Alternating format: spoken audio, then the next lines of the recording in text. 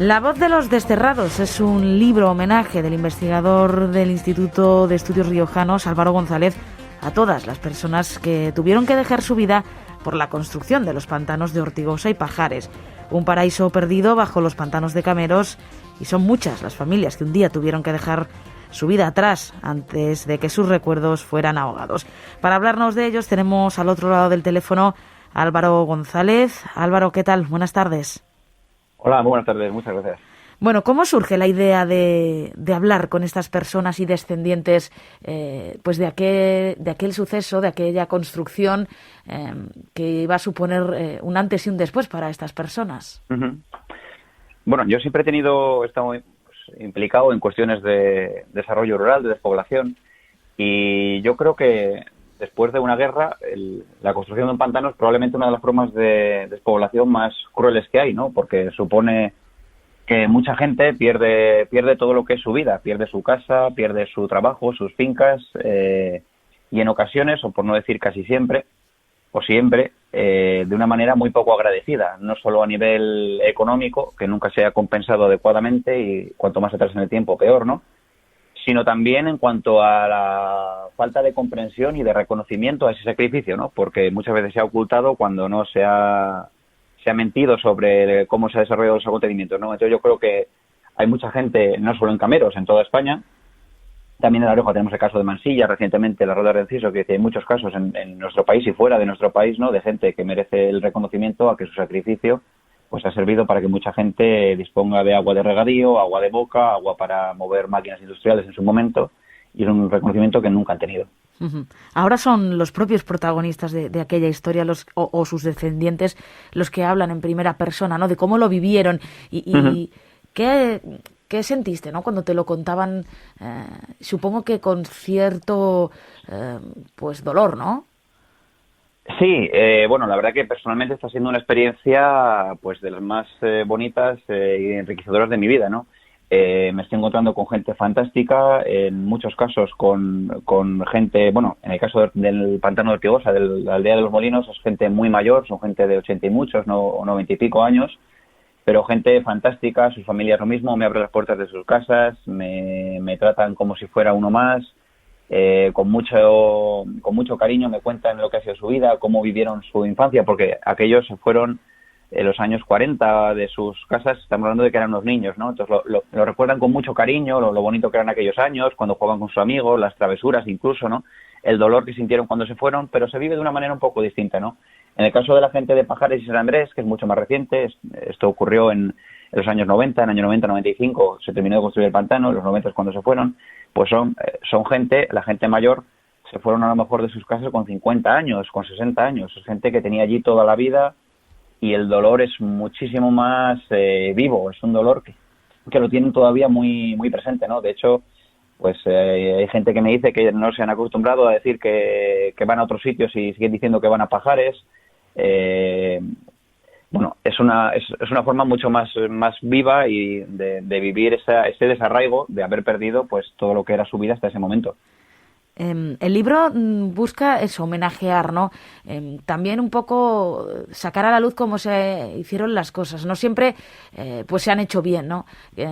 Al final es tratar de aprender de las experiencias para evitar daños, ¿no? Esos daños, Claro. Y es que al final son personas, es su vida, sus casas, como bien decía, sus huertas, todo su día a día, que es fácil decirlo, pero cuando se vive tiene que ser, pues, lo que hemos dicho, esa sensación de desarraigo total. Total, sí. De hecho, bueno, yo creo que era muy importante que sea narrado en primera persona por ellos, porque al final son quienes lo han vivido, ¿no? No tiene sentido de que se hable por ellos. Yo creo que ya bastante se ha hablado por ellos, ya bastante poco han podido decidir sobre sus vidas en esos momentos, ¿no? Yo creo que ahora merecen ser los protagonistas absolutos de su propia historia y que nos la cuenten, ¿no? No con un ánimo revanchista ni negativo, ni mucho menos, ¿no? O sea, todo lo contrario. De hecho, queremos que sea un trabajo bonito, emotivo. Evidentemente va a haber cosas bonitas y va a haber también dolor volcado en él, ¿no? Pero no queremos tampoco no hay un ánimo de revancha y además no me lo encuentro tampoco en ellos. Quiero decir, hay dolor, pero yo me encuentro gente buena que lo único que quiere es pues que se sepa que se sepa lo que ocurrió, para que no se repita, ¿no? O que hoy entiendo que en nuestro mundo sería más difícil algunas cosas que pasaron en aquellos momentos, ¿no? Pero bueno, por lo menos que se reconozca lo que ocurrió, que no se les ningunee, que no haya una imagen de ellos que no es la real, simplemente que se sepa su historia y disfrutar mientras la cuentan. ¿Este proyecto en qué punto está? ¿Sigues hablando todavía? ¿Te quedan muchos protagonistas con los que hablar? ¿Ya has hecho la mayoría? ¿Cuál es el siguiente paso para que vea la luz definitivamente? Bueno, sí, todavía estoy hablando con descendientes. En el caso de Pajares está mucho más localizado, que decir, porque hace menos tiempo y como que la gente la tenemos más controlada, la gente que vivía por ahí, ¿no?